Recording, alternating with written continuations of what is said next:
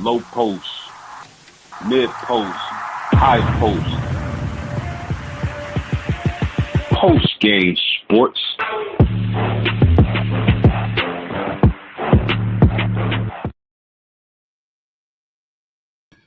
Ladies and gentlemen, welcome in and welcome back to another edition of Postgame Sports. You know how we do it. Make sure you hit that like button, subscribe to the channel. We working, and I got a very special guest with me this evening. One of my boys, one of my homeboys from all the way back to elementary school. Always been a Notre Dame fan, always been a stand-up dude, always been doing great things for the community. Mr. Duke, how you doing this evening, homie? How you doing, sir? I just want to say, man, it's a blessing to be on the podcast. I see you doing great things. You've always been an astute fan of the game, a good man, good family man. Um, and your personal life and your professional life, you've always exemplified great character. And it's a pleasure being on this podcast with you, man, to talk some fighting Irish. Yes, sir. Yes, sir. I appreciate that big time, man. That means a lot to me coming from a guy like you. We got Corey Boyd in the house. We just waiting on him to jump on. He'll be on any second now. But man, just let the people know, man. How long have you been a Notre Dame fan? Man, I've been a Notre Dame fan since I can remember, growing up on campus. They used to run an NYSP program, which is the National Youth Sports Program. So, coming from the projects, they used to come to the community and pick up, at-risk youth kids like me, and we used to do sports camps during the Bob Davie era. So Bob Davie and Archie Denson used to do football camps with us. Um, and I remember Mr. Jordan, I was a knucklehead. So long story short, he took me under his wing. And whenever I got in trouble, he used to have me running laps around the whole campus next to his golf cart. So, just that's how deep it was. And I became a Notre Dame fan through that program where the university reached out and helped kids like me get through and make it. So, uh, that was my first time I went to a game was against Texas A&M. So that's what it is. Been a Yes, fan sir. ever since. Yes, hmm sir. Yes, sir. Definitely an astute fan, as you said earlier. Shout out to Matt Seuss in the chat. He said CB late as usual. Man, we gonna find him tonight, homie. He getting fined for this, for sure. We in them pockets. So tell how excited are you about this season, man? I'm very excited. What Coach Freeman has done for this program and seeing how the alumni and administration supporting him. I mean, good Lord. I'm so excited, and we also get to see the fruits of the new investments in the football facilities. I've always said that we've needed to update those facilities. Notre Dame has been very successful with low end facilities, low end resource investments. Now we have the facilities that can compete with the best of the best. We're at the forefront of NIL. And so I think those investments is going to shine through and be displayed through the talent. So I'm very excited. I don't think I've been this excited in so long. We're back to championship or bust expectations. Already. Man, shout out to Ruben Blad in the chat. He said, "Big Rude. Duke, how you Hey doing man. tonight, homie?" Yes, sir. Man, yes. Yes, one of the greatest tailgate bros of all time. He in the tailgating Hall of Fame. That's He a in the fact. tail Yes, man. We got stories we're gonna keep offline, but man, we got so many great legendary stories tailgating, man. Shout out to him and Seuss, man. Yes, sir. And man, shout out to the homie, Carl Daniels. Carl He said he Daniels. tuned in. We appreciate you, dog. Salute to you. Salute to you, big dog. Masu says, Ruben, go Irish MSU tailgate. Everyone is invited. Can't wait for that, homie. Oh yeah, about to pull Rue up. said, you guys keep doing your thing. Well, man, I'm not gonna hold the people up. I know what y'all came in here for, and we gonna get right into it. So, Duke, ND 2025 left out of the college football playoffs. And my question to you is, should they have been left off? And will this put a hold on, man?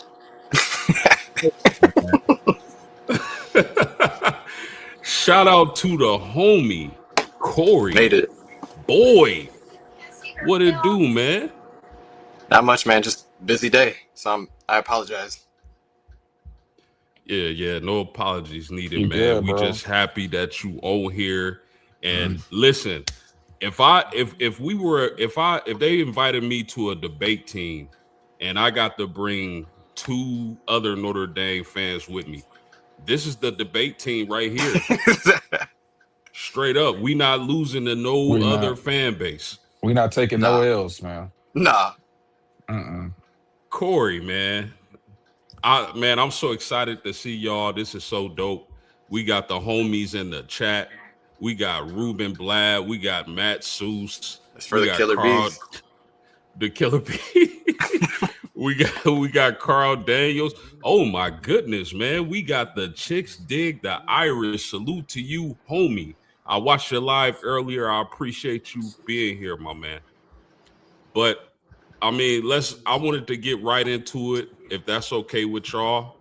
And I'm gonna start with you on this, Duke. So we gonna pick up where we left off at. 2025, the Irish left out of the playoffs. And my question to you, Duke, is should they have been left out? And will this put a chip on their shoulder? Um, Absolutely, we should not have been left out of the playoffs.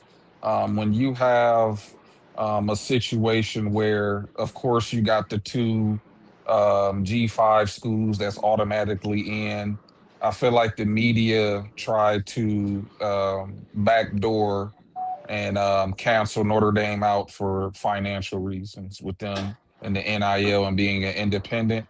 It was all politics. When you look at Alabama's resume and how they've lost so many games, and then you see how they get held to what -2 yards rushing in the SEC championship, they got completely dominated in their championship game. They tried to make it seem like it was us versus Miami of getting in when really it should have been between us and Alabama. And I mean, when you have guys like Urban Meyer and Nick Saban, when you got guys like that that's saying we should have been in, you can't tell me we was not one of the best 12 teams in the country. And so we absolutely got robbed. We should have been in, and I think we're gonna make everyone pay for that. No doubt about that, man. Shout out to Ruben back in the chat. He said, gotta leave no doubt that they name a starter at RB. I think it's gonna be Aeneas, but we Hmm. gonna get to the running backs. Hold that thought, Rube. Shout out to, man, I don't even want to butcher your name, sir, but how you doing tonight? CB, same question, my man. Should Notre Dame have been in the playoffs in 2025, and will this put a chip on their shoulder? 100%. They shouldn't have been left out.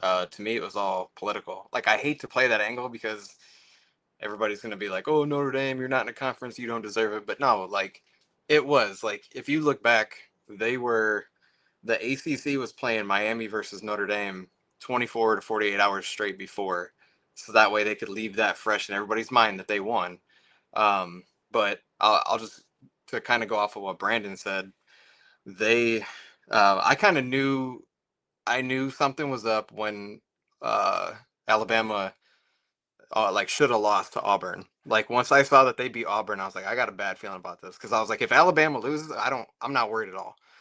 But but yeah, so like to me that had a huge impact on that, and I don't think that they should have been left out because I mean, yes, we weren't playing the greatest teams at the end, but we're doing what we should have been doing. Like if you're that good of a team, we're beating teams by like 70, 60, 50, 40 points like each game. So and then to finish off the question, you said, will it have an impact this year? Absolutely. Like if you watched, I mean, you could just see it in Freeman's face when they got left out. He was just sitting there like in shock. So, and then the first thing he kind of was like, leave no doubt.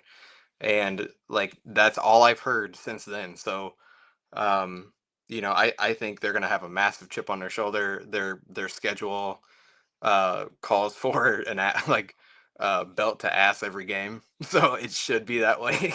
But we'll get to that later. Yes, indeed. Yes, indeed. Those are some great takes, fellas. I definitely believe Notre Dame should have been in.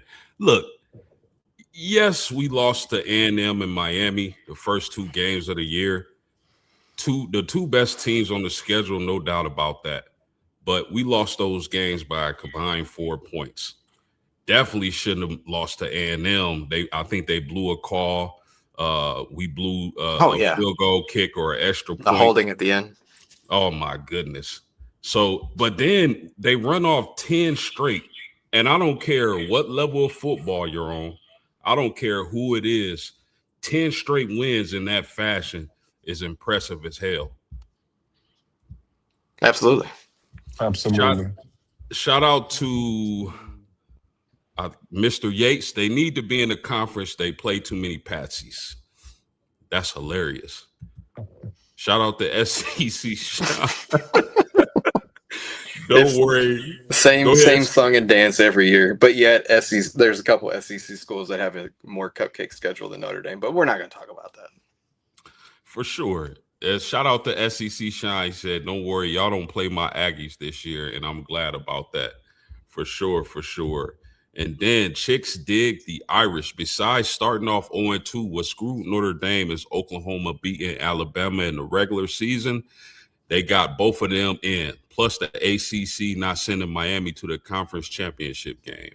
I can dig that. They were third in their conference, but yet they want to bang this going. You need to be in a conference. You need to be in a conference. But yet the third place team made the playoff in their conference.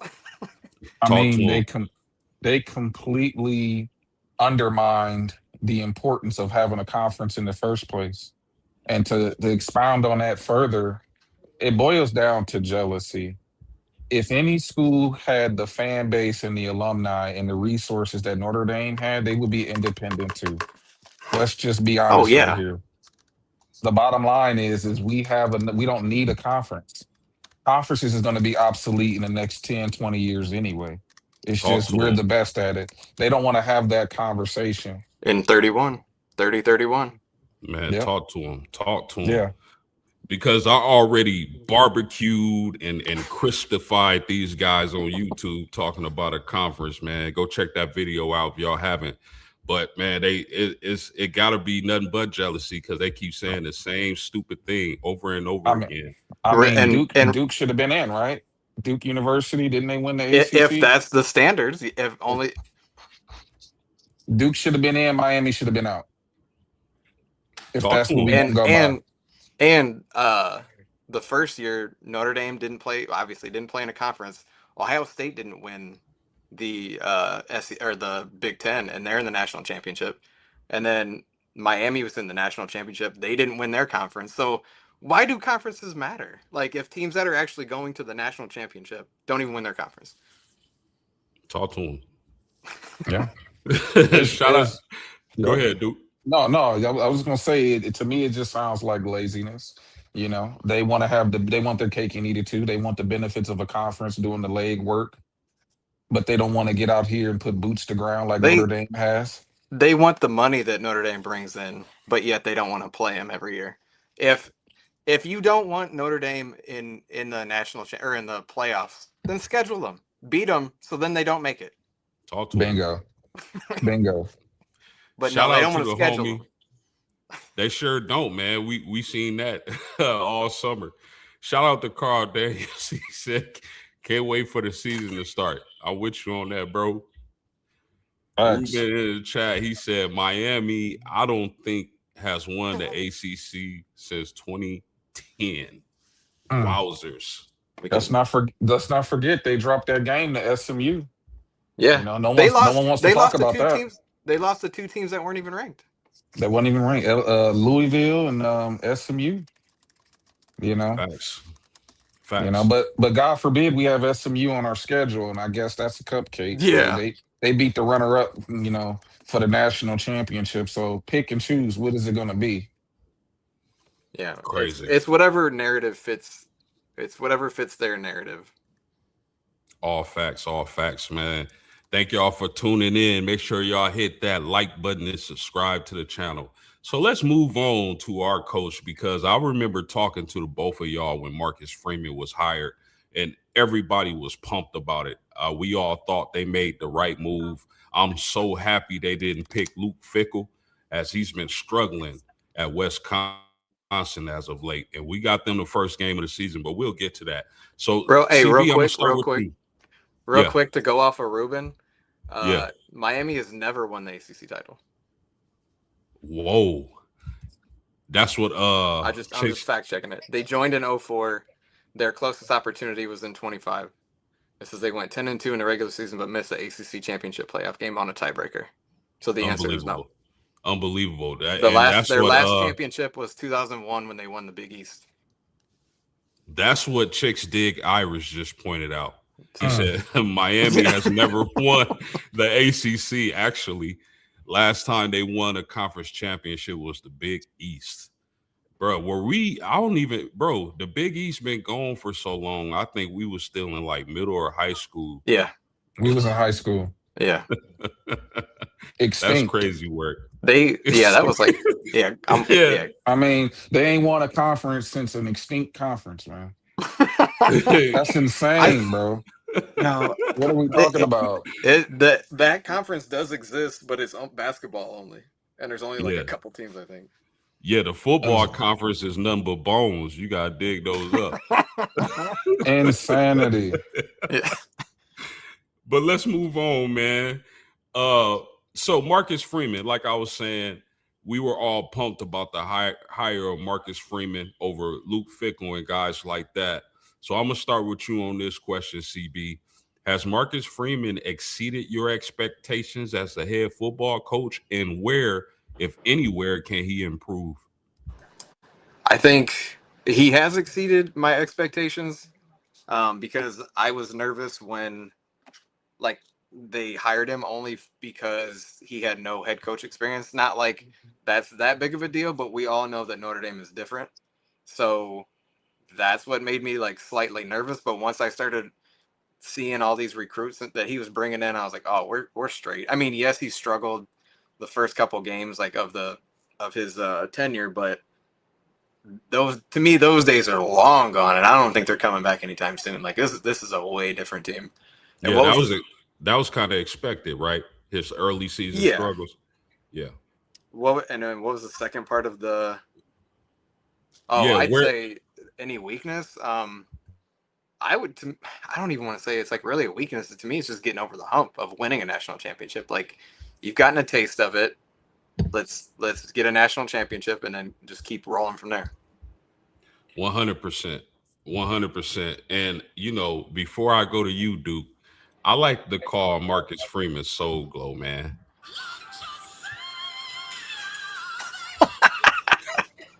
I like to call Freeman Soul Glow. Shout out to Coach Freeman. So, Duke. Yes, sir. Has Marcus Freeman exceeded your expectations? And where do you think, if any, he needs to improve? First question, I'm going to say he's exactly where I anticipated him to be. Anyone that knows me know the day that he walked into that locker room when he accepted the job and those players hugged him, I knew we were eventually going to be successful. Marcus Freeman came at the perfect time where we needed someone who was more tailored to the direction NIL, a lot of the media and marketing and the money. He's perfect. He's the perfect recipe for what we need to do moving into the future. So I knew he was going to do all of this. Anybody that knows me know that I've been Marcus Freeman since day one. If I had to say an area of improvement, I think the only thing left for him to improve is the ground roots recruiting at that boundary receiver position. Um, we need to be able to improve recruiting that particular type of receiver. We went to the portal, got the Malachi Fields, got the Bo Collins and stuff. We went to the portal to get the Quincy Porter. Now we need to start getting some of those kinds of guys in recruiting. We're good at getting the shorter guy, the explosive guy, but we need that boundary guy to come in that can dominate, maybe like a 5-star, because we're getting 5 stars at every other position group. That's the only critique if I'm pulling, picking hairs or whatnot. Yeah. So yeah. 100%. I agree with y'all. And like I said, I was ecstatic when Freeman was hired. I knew he would be successful. I think y'all both had that same feeling. But I want to see him dominate the month of September because let's face it, fellas, he's had some ugly losses in the month of September, even at home. I think he's going to get over that hump this season. That remains to be seen. And just winning the national championship. I think that's all that's left to do for Marcus Freeman in his career at Notre Dame. I'm hoping he stays until 2040 and gets a statue and all that, gets multiple championships, brings multiple championships to Notre Dame. But I think so far, all he has to do is prove he can keep his team focused and not be upset early in September and ultimately get us that national championship. Any closing thoughts on this? Real quick, I want to add that I totally agree with you, but I no longer have that concern because based on what I can remember, this is the first time where he's coming into the season already stable at the quarterback position. When you Facts. look at when Riley Leonard came in, I think he was injured most of the offseason. And so he Hmm. had some catching up to do on the fly. So we started off slow with that. Last year, CJ Carr, first game ever at Miami, night game, as a freshman, and then turn around and play a good Texas A&M team. That's kind of difficult. You go before that, you got the Drew Pines and the Buckners. He never really had true stability at the quarterback position starting the season. And so it's going to be, I think that's going to be corrected going into this season. He did have Hartman. I think that was Yeah, his first year, Hartman. Yeah, but I don't think the receivers were that good. Like yeah. that's why I think he got rid of the guy from Clemson. I can't Chancey Stuckey, because you'd see Hartman just like holding the ball and you're like, come on man, let it rip. But then you watch tape and you're like, these dudes ain't open. They're not Yeah. getting open. Yeah, y'all bring us Yeah. some really great points, man. And again, that's a great segue for the next topic because we're gonna get into these quarterbacks at the University of Notre Dame. And y'all see I got the depth chart pulled up on the screen for y'all to view. So, and I'm gonna start with you on this question, Duke. What are your expectations for CJ Carr? Second year under Mike Denbrock. He got that experience as a starter last season. What are your expectations for QB1 this year? Definitely in the Heisman Trophy conversation.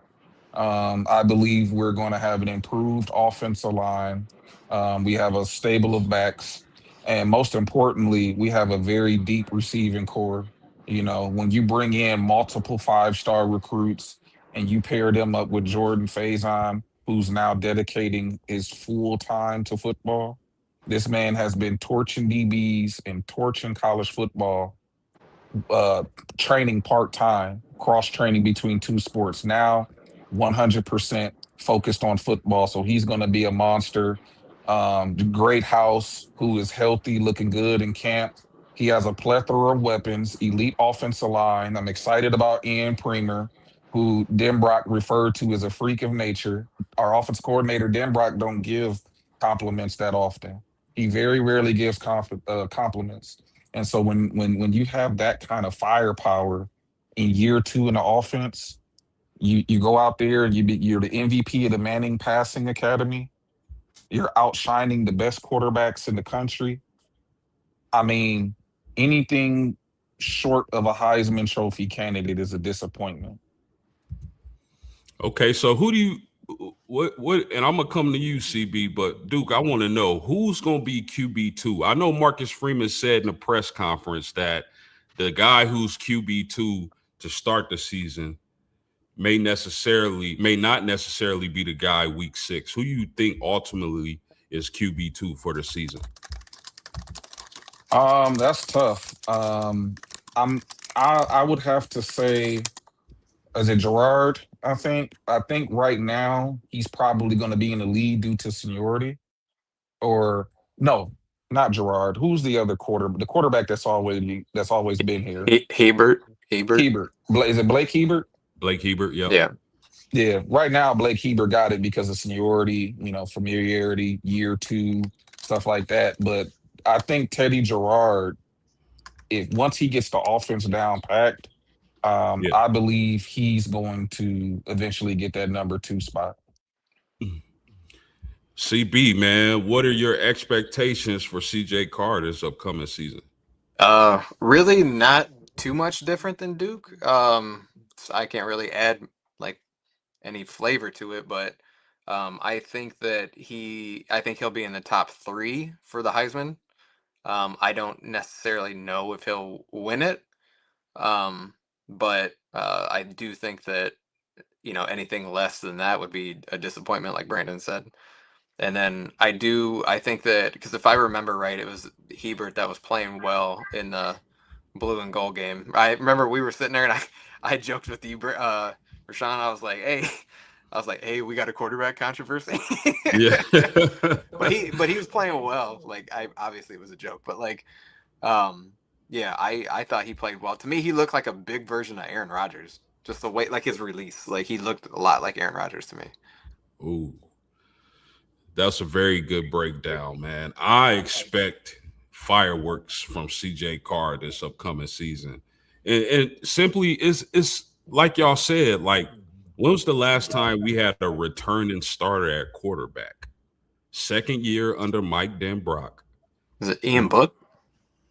It's been that long? Like really? I think so. And it Yep. should. I think this is the first time Marcus. I think one of y'all said it. This is the first time Marcus Freeman has ever had a returning starter at Mhm. quarterback, Mhm. and a homegrown quarterback at that. So I'm extremely excited. I think CJ Carr is going to barbecue this year. And like Brandon mentioned, him winning MVP at the Manning Passing Academy, like I think that speak volumes. Because you think about all the quarterbacks he was there competing against, some of the best quarterbacks in the nation. And you heard the praise from Tom Brady. I believe Tom Brady Oh yeah, last year that's a good said quote. he was the best quarterback in college. So I couldn't be more excited. But let me ask y'all this: if CJ Carr does win the Heisman, what do you think that takes? What kind of season must he have, like statistically? Yeah, I think he would. Anything involved Notre Dame winning anything, you're gonna have to take the leave no doubt approach, because history shows that if they can slight us when it comes to rewards, recruiting rankings or anything of the such, they're going to give it to someone else. For example, I know a lot of people may disagree with me, but I think Manti Te'o should have got the Heisman over Johnny Manziel. So I think CJ Carr is going to have to win emphatically in order to get the Heisman. If there's another quarterback that's neck and neck with him and they're in a conference and you see how they manipulate the networks and the votes, and I could see them snubbing him on the Heisman. He has to be decisive and definitive in winning that award. That's my opinion. No doubt about that. Shout out to Time in the chat, man. Salute to you, homie. I appreciate you being here. Corey, any thoughts on that? No, no, I'm just kidding. No, like, no, I think that he will have to. I don't want to say Tim Tebow or Joe Burrow it, but it's got to be something wild. But the only thing is just being realistic. Like I don't know like other I haven't seen Porter and Mylan Graham like play other than the spring game, but like he's got to have good weapons around him too to help get these numbers because he's not going to run. He's not a running quarterback. So that's to me the only thing that might damper some of his numbers. Like obviously like somebody like Cam Newton or Johnny Manziel, they could rush and they can pass, and that really helps out. But he's gonna have to light it up. And like I said, obviously they are 5 stars and they should be really good, but let's see. Like I'm excited to see like what they do. Yeah, definitely. Me too, man.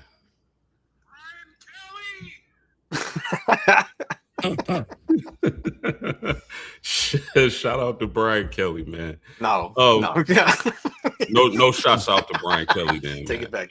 I'll take it back. Shout out to Marcus Freeman.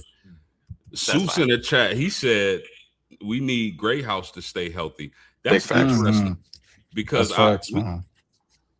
we gonna get to him, and I've been hearing some encouraging things about Jaden Greathouse that excites me. Time to Mr. Time back in the chat, he said my brother is right about Johnny Manziel winning that Heisman Trophy. Anytime they can take it away from Notre Dame players, they will. National media will.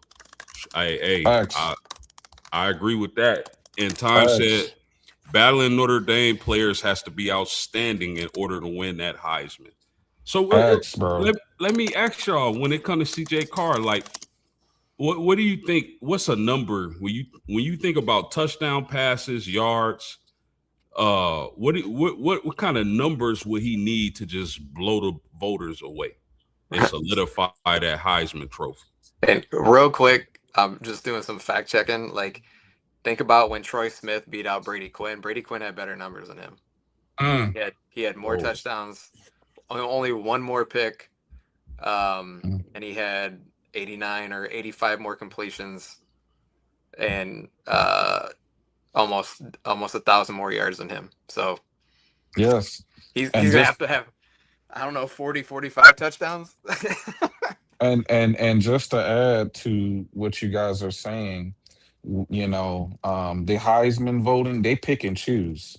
It's more of an agenda-based award than anything. We watched Mendoza winning it last year, but look at his numbers. Yeah. So they pick and choose. I think in order for him to win the Heisman, he gonna have to have one of those touchdown to interception ratios like 40-5 and 5. He gonna have to do something crazy like Joe Burrow. Yeah. I thought if I remember correctly, one of Ian Book's years, he had better stats than Mendoza did last year for winning the national championship. Or not winning the Heisman. Yeah. You know what? I have forgot all about that Heisman year. Was it Troy Smith and Brady Quinn? Brady Quinn, yeah. Yep. I forgot all about that, man. Yeah, I was mad because I wanted Quinn to be on the cover of college football. Yep.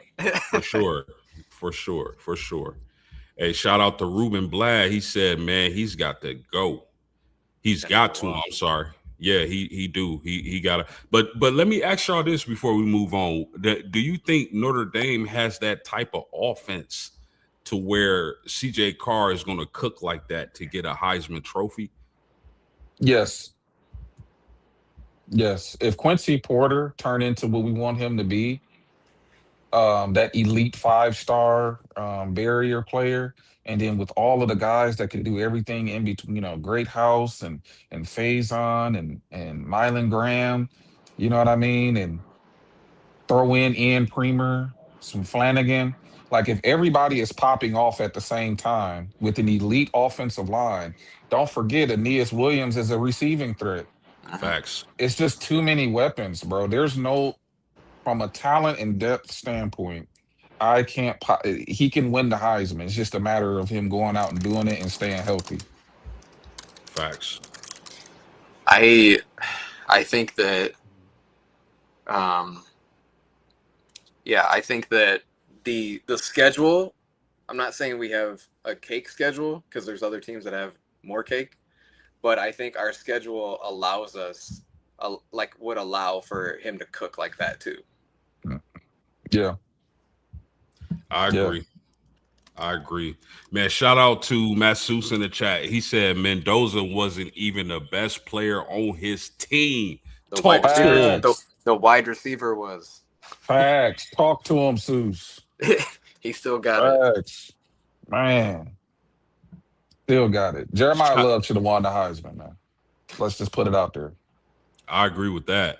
Shout out to Time. He said Brady Quinn got robbed. See, this is why we don't need ESPN, all those For real, other sports facts. news, because they Man, get paid to start narratives and cause chaos. Carl Daniels in the chat. He Because said, they yes. get paid. ESPN gets paid for, I think it's 4 or 5 million per SEC and ACC. No, not SEC, ACC team in. So naturally, they want a return on their investment because they spent like what 1.2 billion or something like that to have the rights of the college football committee. So if they do, then aren't they putting their own people in there Right. that It's, yeah. that can make these shots or make these calls? it's really common sense, man. But Yeah, people if you follow the money, follow the money. That's all. That's all you have to do. Yeah, Yeah. people are Sorry, so cut you off. ignorant, man. No, you good, bro. I want y'all to cook, man. This show is for y'all to show the people on YouTube who you know who I be chopping it up with on a regular basis. But shout out the Time back in the chat. How to get rid of Notre Dame? They always have a solid offensive line. I keep telling people if you have a decent offensive line, especially in college, you will be okay. Yes, sir. Yes, Facts. sir. Yes, sir. Facts. So let's move along. Well, first of all, fellas, man, this is like who wants some of this, man?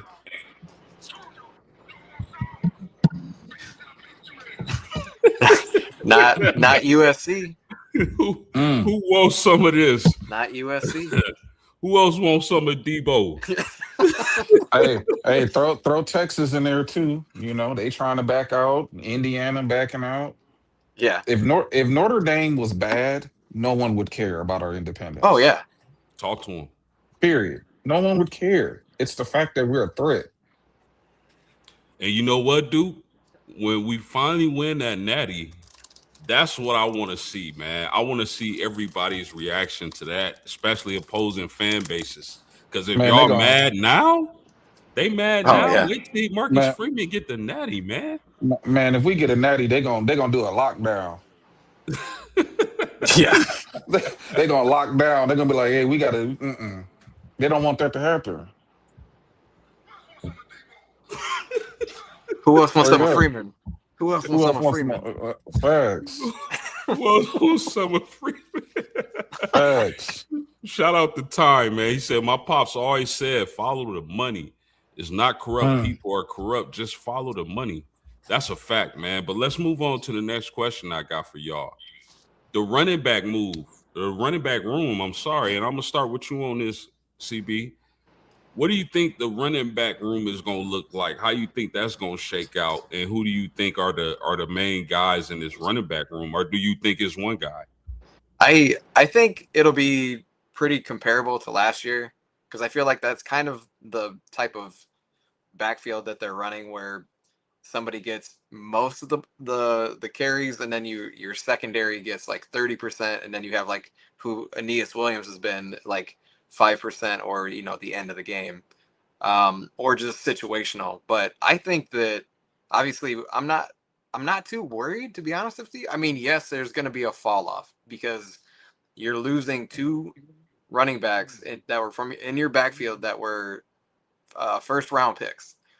So obviously, like there's going to be some hurt, and people are like, well, boy, there's not like last year. Like, yeah, they're not. It's not the same guy, but I do think that I'm fine with Aeneas Williams. Like every time he got in, I mean, yeah, like I mean, if he was playing, kind of coming in like before halftime or whatever, he still produced. So it's not like he's a slouch. So again, like I think he'll get the bulk of the call or the bulk of the carries, and you're going to get Nolan James is going to be like the Jadarian Price, where he's going to get a lot of carries too. So that's kind of my take on that. How about you, Duke? How you see this running back room shaking out? I see Aeneas Williams starting, and I see Keedron Young really stepping into that two role. I was watching some film when he played against I think it was at Navy 2 years ago, and how he battered that defense. If he comes back fully healthy, I mean that 1-2 punch is brutal. and then Nolan James, and then I also heard them talking about Walton, and they was saying they got to figure out a way to get that kid on the field. They say he has the home run speed of the two guys we just lost in the draft. Nasty. So, I mean, the sky's the limit, but I'm really big on Kedron Young stepping back in for sure. Yeah, I like what I've been hearing about Kedron. I think Aeneas is gonna get the first crack at RB1 this year. And one of the things I know we were all at the blue and gold game. One of the things I found interesting was they were lining Aeneas Williams out wide and in the Mm. slot. And when I'm watching, I'm like, man, he doesn't like. If I didn't know he was Aeneas Williams, I would think he was a wide receiver. Like that's how good I think he can be at catching the ball. But I like this whole entire room. A lot of people think, yes, we lost a freak in Love and Price, both freaks. We lost them, but how many teams have lost great running backs and then here comes the next guy or the next two guys? So think of Alabama in the 2010s. It seemed like they always had a top, like either Heisman Trophy candidate or a top, like a first round pick. yes, sir. Shout out to Time back in the chat. He said, I hope you understand why Notre Dame is being treated the way they're being treated is because they are independent. That means you don't have to answer to nobody. Bingo. My goodness. That part. Man, That part. Bro, I feel like Pinky on Friday, man. You say another word. Oh my goodness. But here's the thing, fellas. Isn't the goal to be independent? Those same people complaining about Notre Dame, wouldn't they rather be independent in whatever field they are in? Right? I've been telling Brandon this for the past couple of years. I'm like, why aren't other teams doing this? Like, where they can just pocket all the money. It's like similar to the what I big said. schools.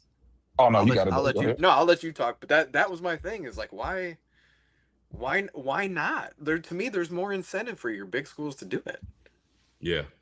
It's similar to musicians or like rap artists where it's just easier to sign a record label. They handle the distribution, they handle all of the marketing, they handle the producers, the mixing. They do all the grunt work. All you have to do is just perform. Well, Notre Dame does all of the grunt work on its own.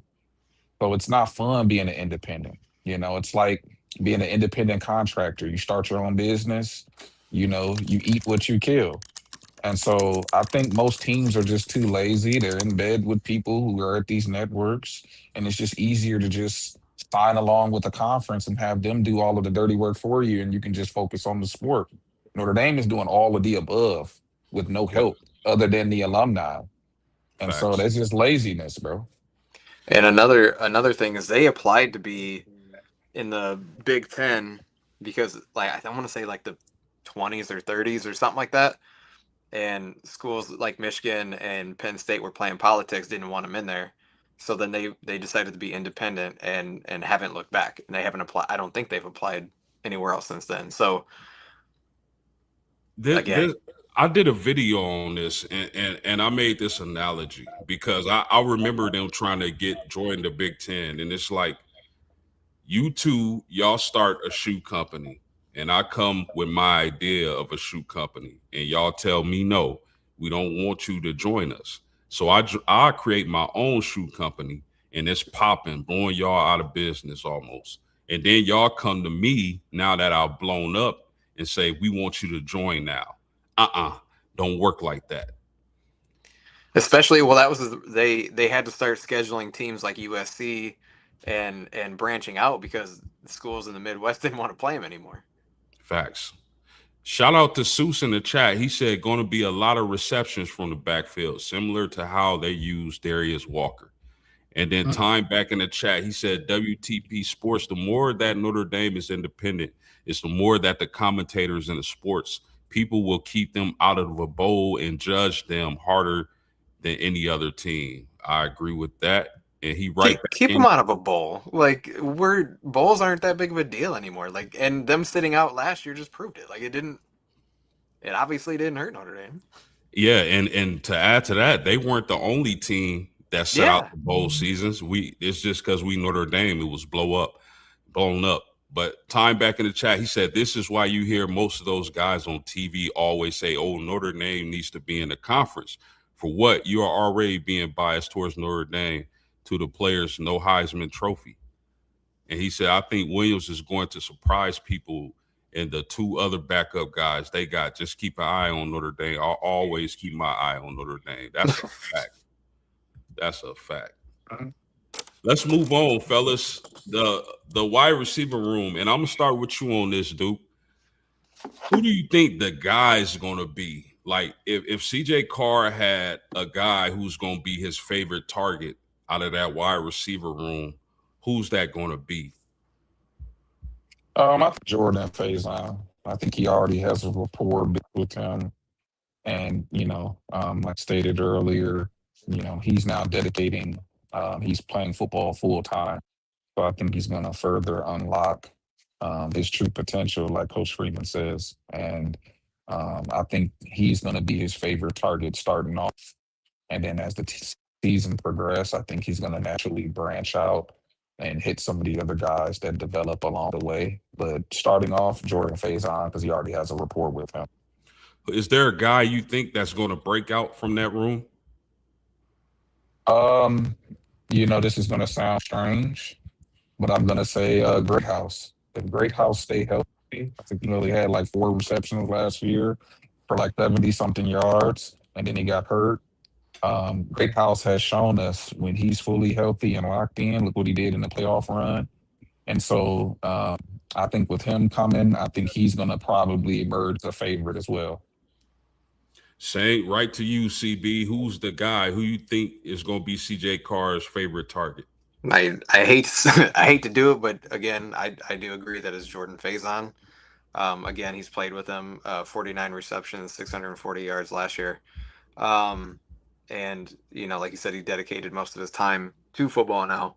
Not like it probably made that big of a difference, but I think that it like you kind of noticed it last year as time went on. He started throwing more to Malachi Fields toward the end. Yeah. And the guy from Wisconsin, I can't think of his name, but he started hitting those guys more. So I think Brandon was right on target with Faison starting off. But I think Micah Gilbert will be the surprise this year. From what I've been reading, that he's had one of the best like springs and summers. Yeah, Will Pauling. Thank you for that, Drunk Vigo. Will Pauling was a monster. Yes, he and was. Time said it's going to be Cooper Flanagan. Cooper, nice.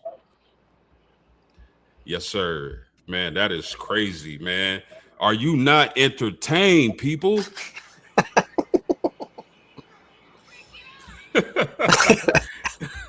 Yes. Bro, so wide receivers is crazy because I know we got some shiny new toys from Ohio State that Freeman recruited himself to get over to Notre Dame, and I really like those guys. Those guys are super talented. But, man, guys, I just keep thinking back to that 2024 national championship run and those plays that Greathouse was making, man, against Penn State and Ohio State. Where's that been? Like, I mean, obviously he was hurt last year, but he's got the potential to go off. And shout out to Duke, man, because I remember years ago, me and him calling our shots, and he called his shot on Greathouse. I called my shot on, what's the dude's name, man? He disappeared once he left Notre Dame. Rico Flores. Rico Flores. I called my shot on Rico, and it really looked good because that year he led the team in receptions. But then he transfers out, and Greathouse has a run like that.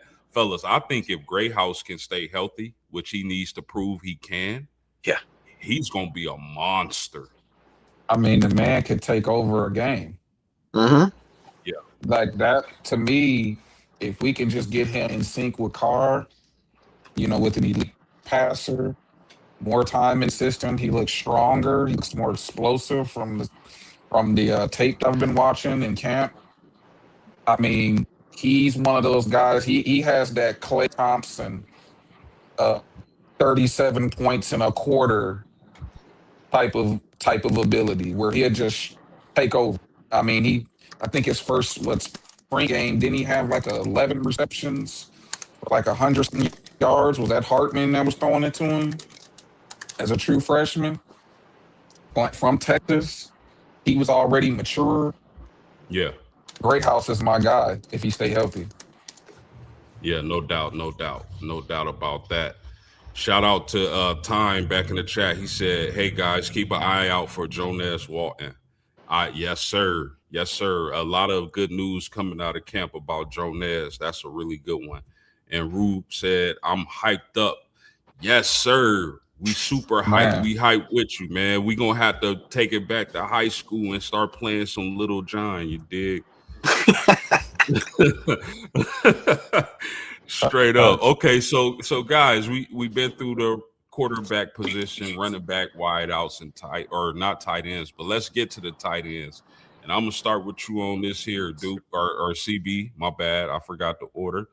But who's gonna be the guy or guys in the tight end room? Flanagan and Flanagan. I think these dudes are gonna pop off. Like he said in the chat, keep an eye on him because we always go to tight ends, and Carr wasn't shy about going to tight end last year. So we're still tight end you. We're still gonna be tight end you.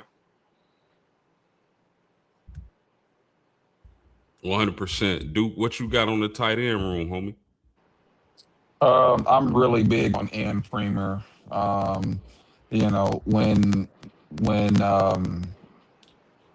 offensive coordinator says that he's a freak of nature and he's already, dominating reps and doing things like that, it's just hard for me to not be focused on him. I think it's going to be similar to the Michael Mayer and Tommy Tremble 1-2 punch. I think Flanagan, because he's such a great blocker.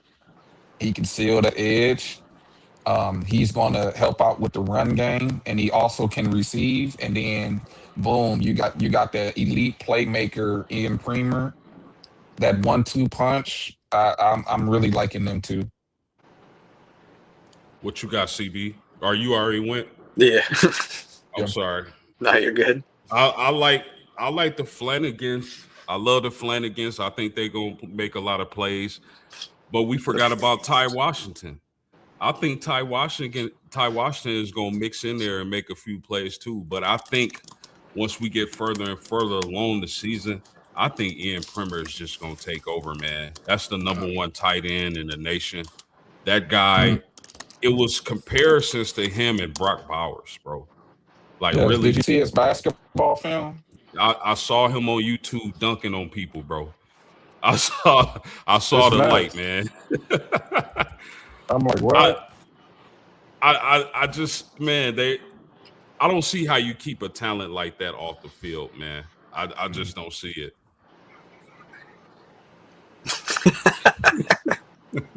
Who else wants some of Debo?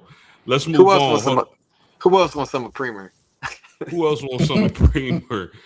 Yes. Shout out the chat. Shout out to Time. He said Coop. He said Notre Dame is known for throwing to the tight ends.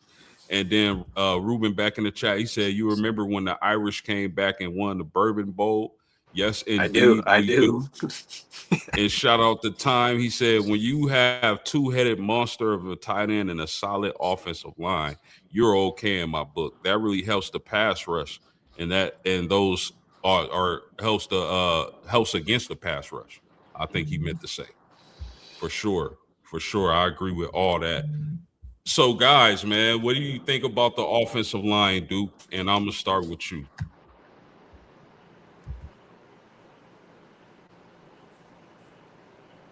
He's stunned. Did he?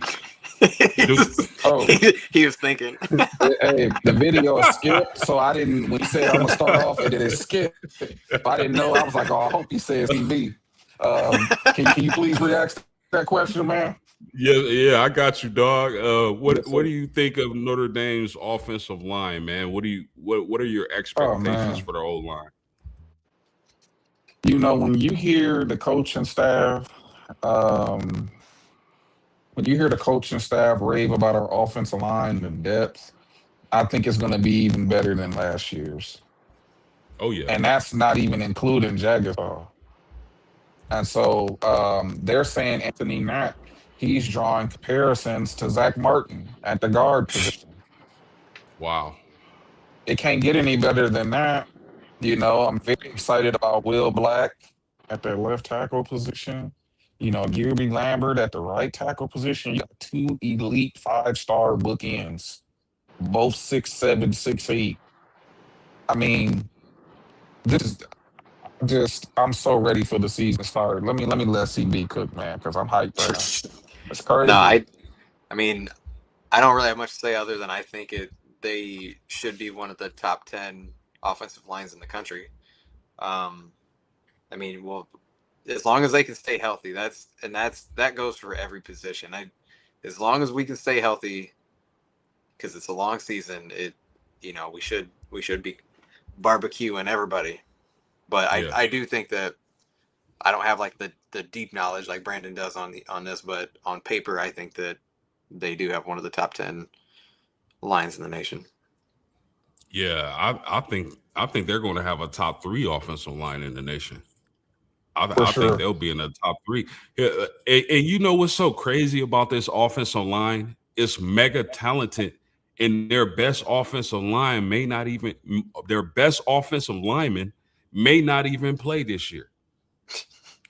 That's the crazy. They saying Jaggers. They think of Jagasaw with the names of the top offensive linemen that's come through Notre Dame in the last 20 years. That's how high they think of Charles Jagasaw. Shout out to Time in the chat. He said Notre Dame always have a solid offensive line. Always, already. He said, and they don't have any seniors. They have all young offensive linemen this year. Notre Dame always have a solid offensive lineman. And then he said, that's crazy if their best offensive lineman is not playing. Yeah, man. I mean, Charles Jagasaw. Look at that Penn State game back in 24 in the playoffs. You remember how Notre Dame's offense couldn't do anything in the first half? Then they insert Charles Jagasaw in the second half, and all of a sudden, Love is running through holes, giant holes. Price is running through giant holes, Aeneas Williams. So that dude's a difference maker. And I'm only thing I can hope is that he gets himself healthy and back to where he can play football, man, because that dude is an absolute stud. Mhm. Any closing thoughts on the O-line, fellas? We just have an embarrassment of riches on that offensive line. Even though we've historically been great on the line, it's even crazier that I think we're even better than Yeah, historically. I would That's agree to the that. crazy part. I mean, we have literally almost all 5-stars across the board. Yeah. What other team can say that? Yeah. You got anything else on the O-line, CB? Nah, I'm good.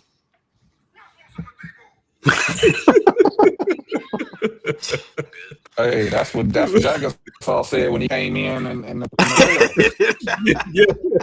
Man, as soon as he said, "Who wants more Debo?" Hey, he said that to Abdul Carter, man. Man, Abdul Carter ain't gonna make sense. Straight up. For sure, man. Shout out the Time, man. He said Notre Dame going to be dangerous. They didn't have that many seniors last year on the offense. Let me tell y'all something about Notre Dame's roster, period, and especially on defense as we get into the defensive line, right? All our starters and contributors played in that national championship game run. The whole play, all those guys contributed in that playoff. And all those guys are going to be starters or major contributors this year. I think they returned like 90% of their production, if I'm not mistaken. And I got the stats pulled up. But shout out to Ruben Blad, man. He said it should be a great line. And then artistically incredible. What a name. Says, sup, fellas. How do y'all feel about BYU game? It could be the biggest game for BYU in a long time. We're going to get to the schedule. Stay with us. Stay tuned. Stay locked in. I was ready to go off too.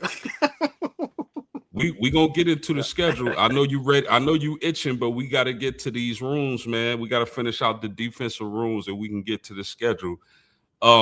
Defensive line. I'm gonna start with you, CB. What do you? We know they win the transfer portal. They got Tion Gray and Francis Brew. I think Francis Brew is gonna be an absolute stud. But what do you make of the defensive line, and how good can they be this upcoming season? I think from what I've read, Francis Brew, they said that he came in and he's already a leader. And then didn't he come to Notre Dame to be with the coach because that dude came from the Colts or something like that? I mean, correct me if I'm wrong. But he wanted to play for that coach. So Charlie Partridge recruited him to Pittsburgh. Yep, that's right. So, but yeah, him and Keon Keeley too. I know he didn't like shine at Alabama, but he's still a big body, man.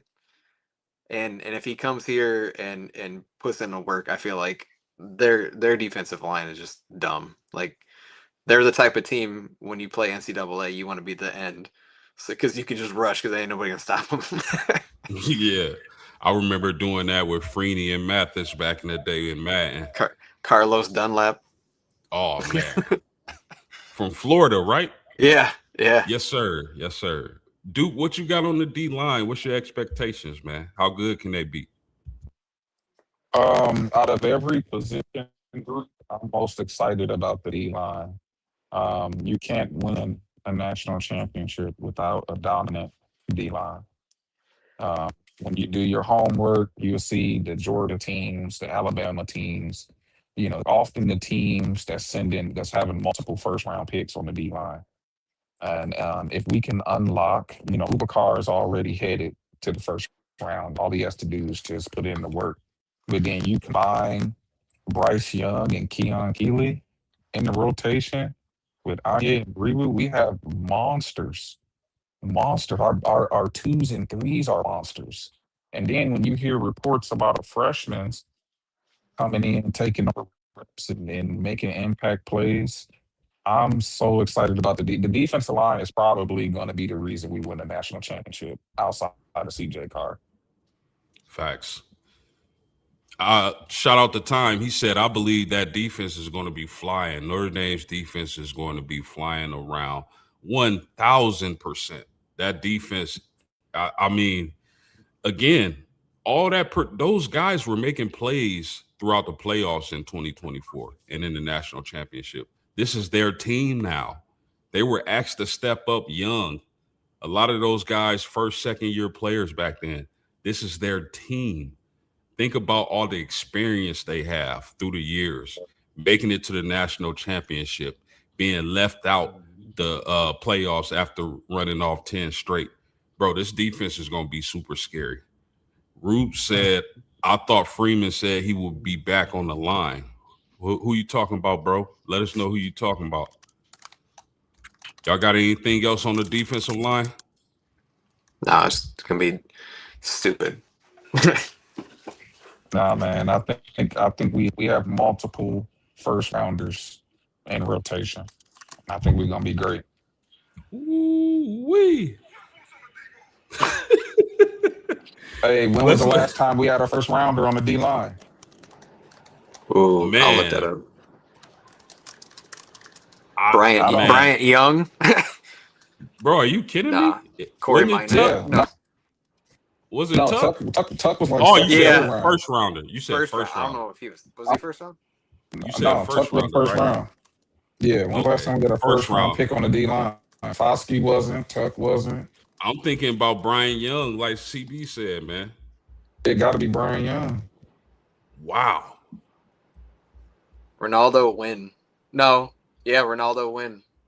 97. Well, Tuitt was second round, and Okwara was third round. Yeah. Unbelievable. Let's talk about the linebackers, fellas. What do y'all think? I'm gonna start with you, Duke. What do you think about the linebacking core at Notre Dame?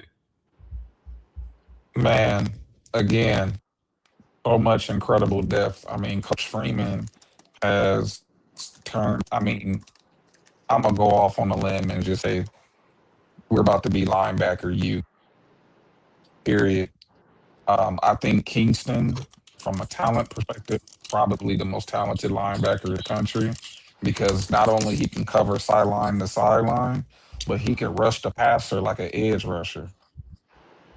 You Yeah, know, and so when you got guys like that, and then of course Big Bowen, the leader, the heart and soul. I mean, you combine him. We still got Sneed, who is a 5-star athlete in himself. I think he has something to prove. Osbury, they said he going off, but the one I'm very, very excited about is Madden Faremo. They said he is annihilating people in camp. I mean, again, we probably have a couple first, second rounders just in that core group. I think Kingston is a first rounder. yeah, I That's agree my with take. that. I agree with that, man. And you know, I think Osbury and Snead are so overlooked Mm, because those it's just so much talent and all those guys are I think our six deep, all of them are gonna play in the NFL. I really believe that. yeah, CB, what you yeah. got on the LBs, man? I was listening to a podcast. They said that all like most of Notre Dame is like not starters too deep. They're all projected to be picks in round 1 through 3. Like if that's true, like it's That's stupid. insane. So, but no, I think, um, yeah, I think Bowen has that experience in the national championship game.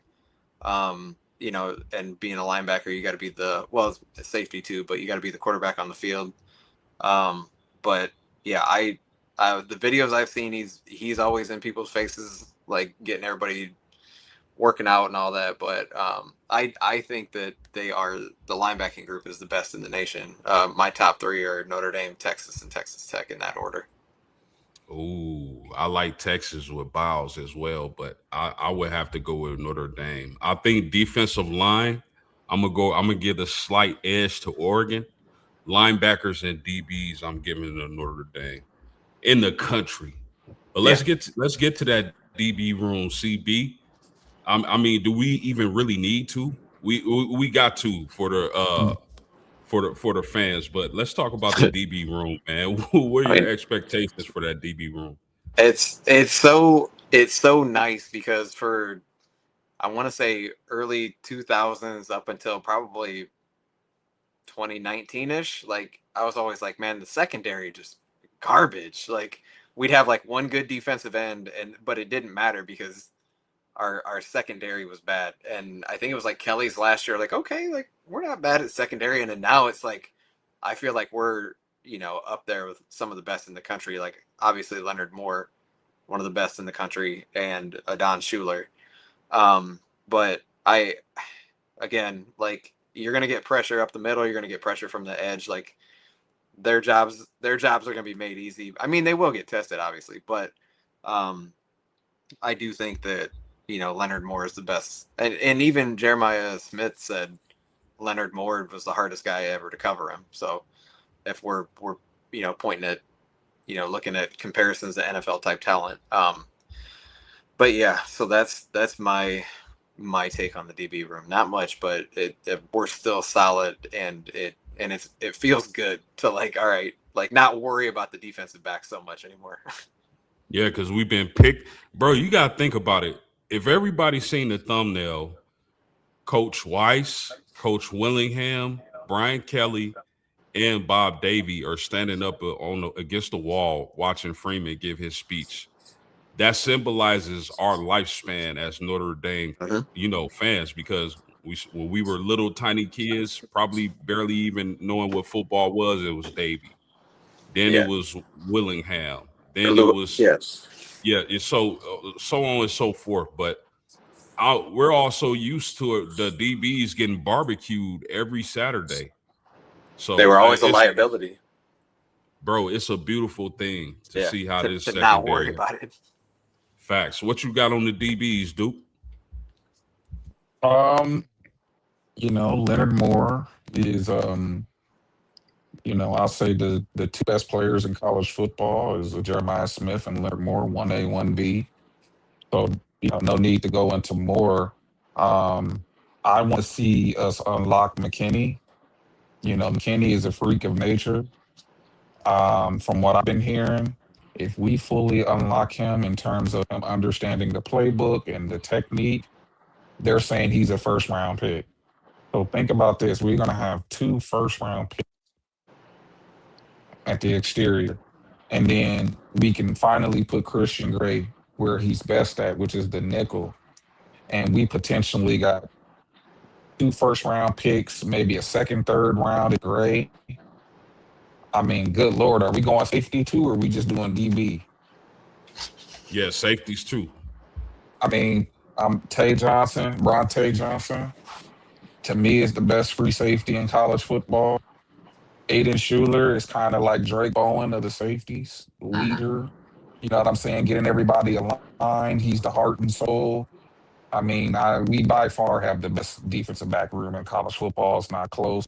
Our backups will start for most teams. Yeah. You got anything else to add to that, CB? Nah, he's killing. No doubt, no doubt. Man, we already talked about Notre Dame's independence off script, so I'm not gonna bring that up. We're gonna hop on to the schedule before we get up out of here, man. And y'all see it on the screen. Wisconsin, September 6th. Is that a win, fellas? And why? Oh yeah, we about I to cook I them. I think I will win, but I think it'll be tougher than what we think it would be, like, or what a lot of people think it would be. Like, I'm not saying it's gonna be like 24-17, but like, like, I feel like there's gonna be some bumps, and like, I feel like Wisconsin should be a little bit better than last year. I know they weren't very good, but I think that it'll be a tougher game. But I'm not worried about it. But I do think it'll be like, hey, what's going on here? For a little, like, for maybe the first quarter, just the jitters and all that. But I'm not too worried about that game. You got anything else on Wisconsin, Duke? I agree. I mean, I think we're gonna win comfortably. Got you. I also think we're gonna win comfortably. Rice. I mean, we got to, because if I say should we talk about this, I would have said the same thing about Northern Illinois last year. But what's gonna happen September 12th, fellas? Win. That's not even gonna be. That's the home opener. Yes, sir. As Oh will yeah. win. Oh yeah. Yeah.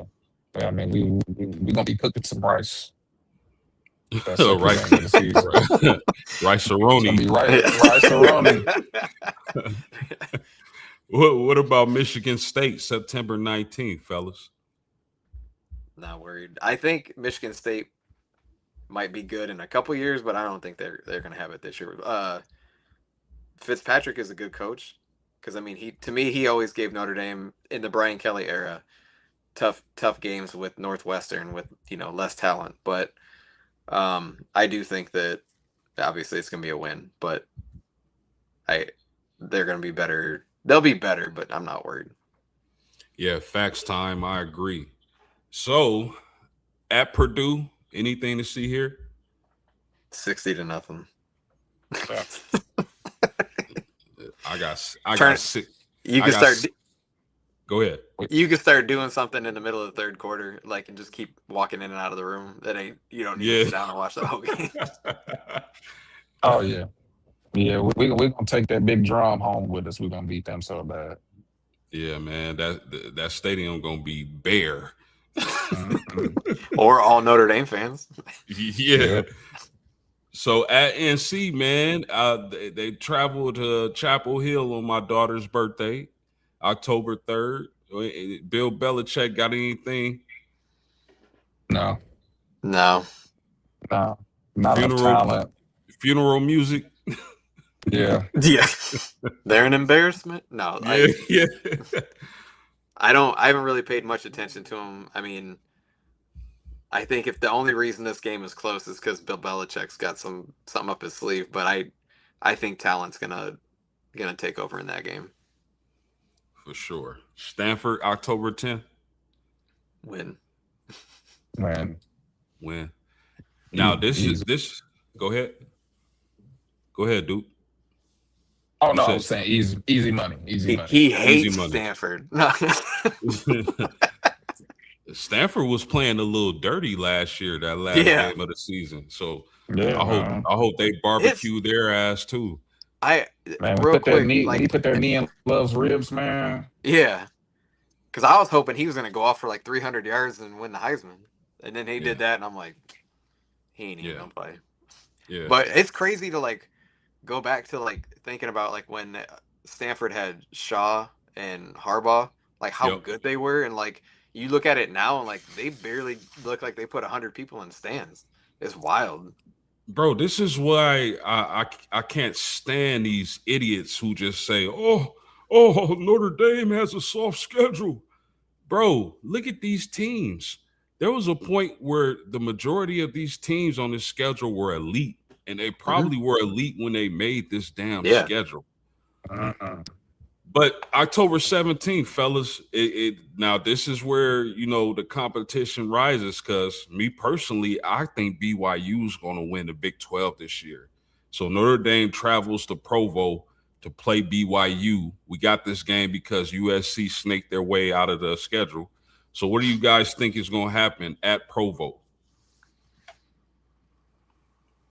I trust Marcus Freeman in big games. I think back to the Texas A&M game a couple of years ago, hostile territory, night game.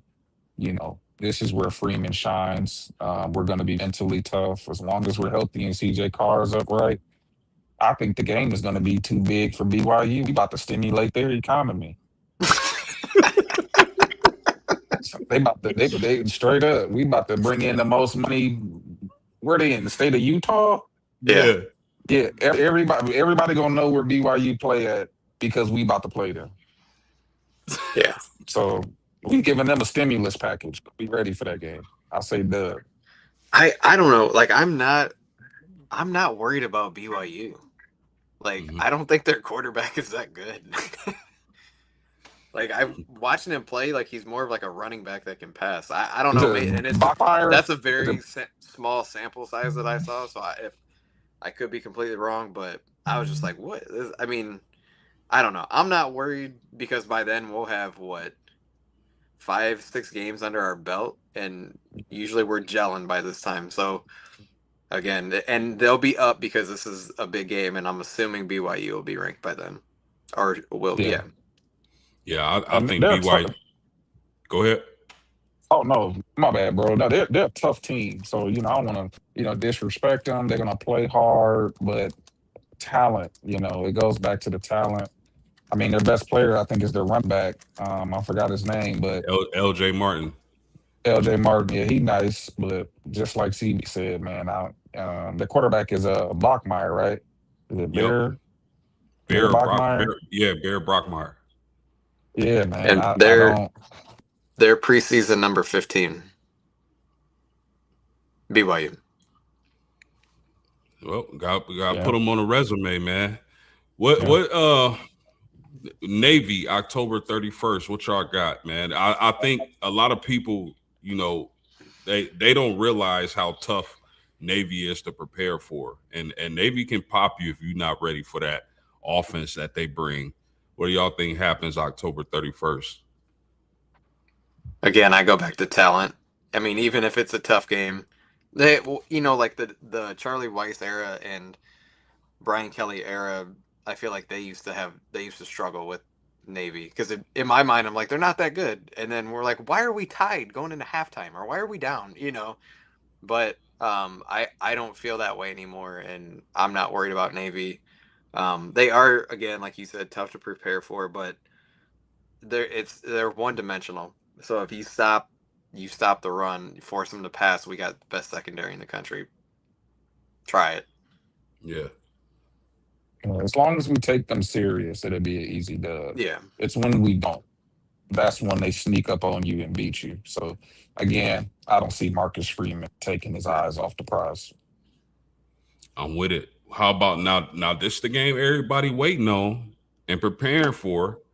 I heard a lot of people say this might be for the #1 overall ranking in the polls come November 7th.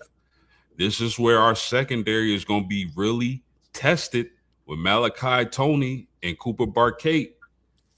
What do y'all got happening at home against Miami? You got it. Go ahead. I mean, the motivation, all of the banter. One thing I got to take it back to the excellence of Marcus Freeman. He thrives in these types of moments. All of the chatter, all of the talking. This is probably going to be a career-defining game. It's a legacy game, That's a good point. and yeah, and seeing how he got a team ready for the playoffs a few years ago, big time games like this. To me, this is where Marcus Freeman is most comfortable. And I think the team is going to exude his personality in that game, and we're going to win because we're going to want it more than him because we've been getting disrespected by the Miami fan base since we lost. So I say we win by at least by 14. I hope. Whoa. I hope we put up 100 on Miami. Like, I hope it's like Stanford, but they just keep the starters in like the whole time. That the way everything ended, and I just didn't think even last year Miami was that good, and then they go to the national championship, and I'm like, all right, this blows my take on it. But I don't think they're as good as last year, but they only beat us by 4, and that was like Carr's first game on the road. Like, I hope it's like 10 degrees out, snowing, because them Florida boys are gonna be. You seen when Florida State and anybody else comes up here and they're like, you see them like that. Like I'm not. I'll be honest, I'm not worried about that game. Shout out to Artistically Incredible. He said College Game Day will probably be there that day. Oh, 1,000,000%. Oh, yeah. For sure.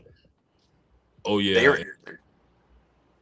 Go ahead, CB. I was going to say they have them. They already have that as like on the list of top games of the year. Hey, Time said, what is a stimulus? Man, they about to make so much money off of us being there. They gonna inflate all the prices at the bars, the hotels, the restaurants. They're gonna promote generational wealth. Yeah. They're gonna start charging people to use restrooms. They're gonna charge for everything. Straight up. Now here it gets a little tricky because I feel like this is a trap game between Miami and SMU. We got Boston College November 14th. They played us tough last year in the first half, but then we took over in the second. What y'all think about this BC game? I don't see anything really any different. Like the last time they came to Notre Dame, it was you could barely see the players. There's so much snow, and we just belts to ass. So it's like, why? I don't think it's gonna be any different this time. It's gonna be like playing Stanford again. Pretty much. Yeah. And we're gonna be at home this time too. Yep. Yeah. And it's late November. Oh yeah. Another dub. How about SMU? SMU comes to town the following week. Kevin Jennings at quarterback, Rhett Lashley at coach. What do y'all think happens in this game?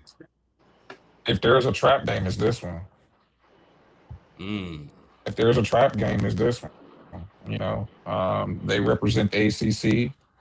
They're gonna come in with a lot of pride, especially when we beat Miami. They're gonna have the pride of the ACC on their backs. We got to watch the officiating, but that could be a trap game. I still think we're gonna win, but that's gonna be one of those teams where I'm like, all right, after the first quarter, I want us to be comfortable, and then we kind of ride away with it. Yeah, I would agree that if there is a trap game, it's that, but it's at home. And their SMU is Dallas, so again, late November, more than likely the weather's gonna be shitty. So again, I'm not too threatened by it. I even doubt they'll be ranked by then. How about at Syracuse, final game of the regular season against Steve Angeli, fellas? Angeli's been looking good when healthy at Syracuse. What do y'all got happening in this matchup? 40-0. Yeah. And look, when you don't have the defensive line, the offensive line, you win the game in the trenches. Yeah, So no matter what Angeli do, if you ain't got the hogs up front to control the line of scrimmage, there's nothing he can do. I agree. Shout out to Artistically Incredible. We appreciate you, man. He said, yeah, us people from Texas don't do well in the weather. That's for sure. So, Yeah. go ahead. It's funny. CB. I went to Houston a couple years ago, and it was like, I think it was December, and I didn't have a jacket on. I just had a hoodie on, and everybody else was all bundled up in jackets. And they're like, "You from the north?" I'm like, "Yeah." They're like, "This don't bother me." Yeah, and you know, one thing to think about, Miami doesn't win at Notre Dame Stadium. They just don't historically. Notre Dame historically doesn't win at Miami. So that's something to think about. So we got Notre Dame going undefeated. I do. Yeah. Dude, Yep. Notre Yes, Dame sir. will be undefeated this year. Miami is 1-8 at Notre Dame. Pitiful. Mm. What do y'all say to people who claim Notre Dame has a soft schedule?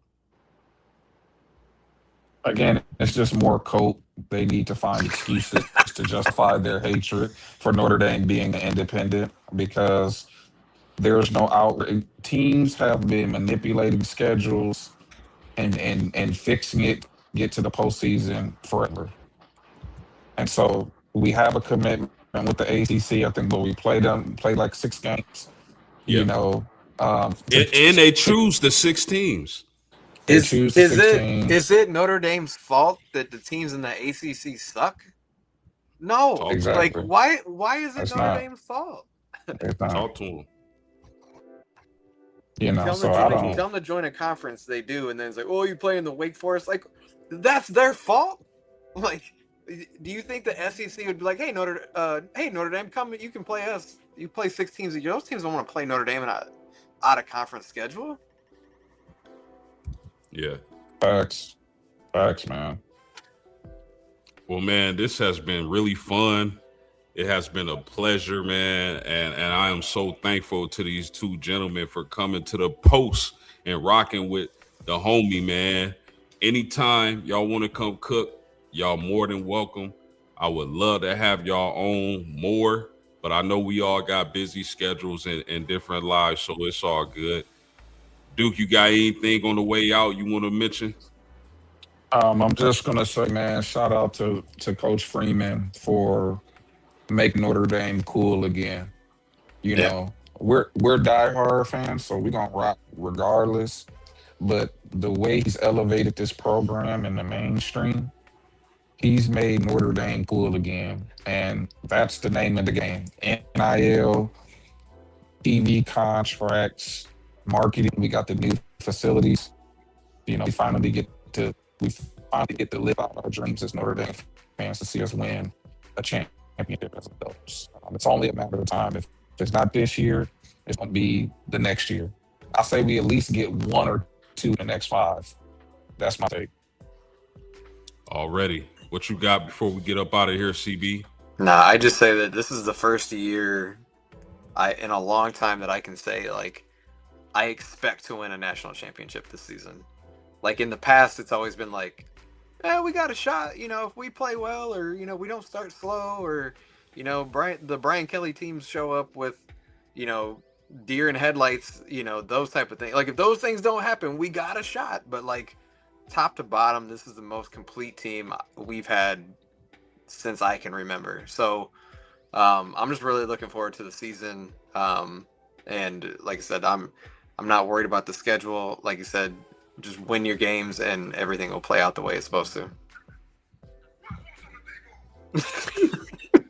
Man, I appreciate y'all, but we about to get up out of here. For Duke, for CB, and myself, Postgame Sports, we out of here. Peace. Low post, mid post, high post. Postgame sports.